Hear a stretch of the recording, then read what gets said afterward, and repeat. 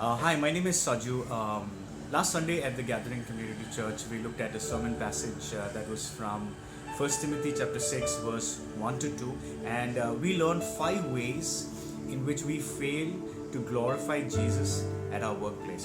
So, in these two verses, Paul is giving instructions to the bond servants at that time.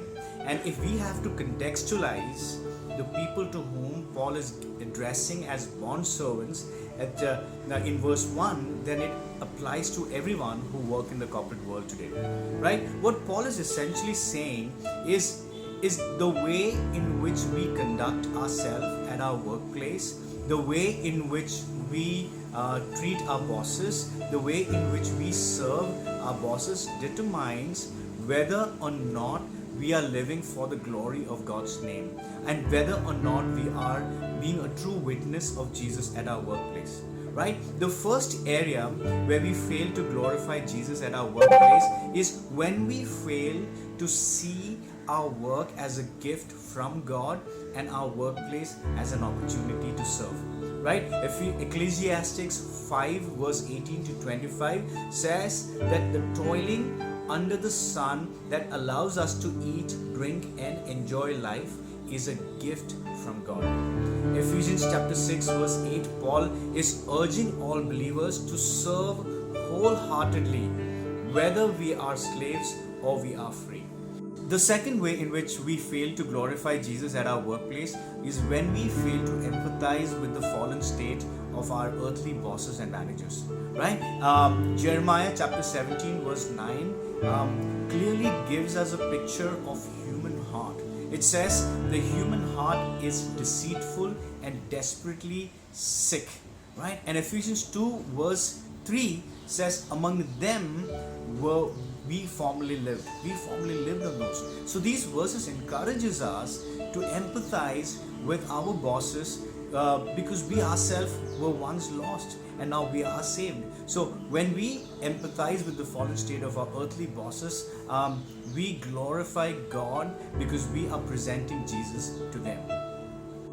The third way in which we fail to glorify God at our workplace is when we fail to respond in love and forgiveness, right? When things don't go the way we expect them to go, when our boss starts acting more bossy, when the culture at our work becomes dominating and frustrating, do we respond in love and forgiveness, or do we respond in anger and bitterness, right? Mark 11 verse 25 says, whenever you stand praying, forgive if you have anything against anyone, and that includes our bosses and our managers. 1 Corinthians chapter 13 verse 4 to 7 reminds us that true love bears all things, believes all things, hopes all things, and endures all things. And therefore we are commanded to love and forgive even people at our workplace. The fourth area in which we fail to glorify Jesus at our workplace is when we fail to diligently and faithfully complete the task that is given to us, right? It is not always the fault of our bosses and managers that puts us in a situation that's frustrating and unproductive, but most of the time it is also because of our own pride and our own laziness, right? That puts us in a place where we are not really enjoying our work and enjoying our workplace. Proverbs 10 verse 4 says, poor is he who works with a negligent hand, but the hand of the diligent makes us rich, right? Blaming our employer for the absence of growth in our lives because of our laziness and pride is absolute foolishness, and we fail to glorify Jesus, the Jesus we worship.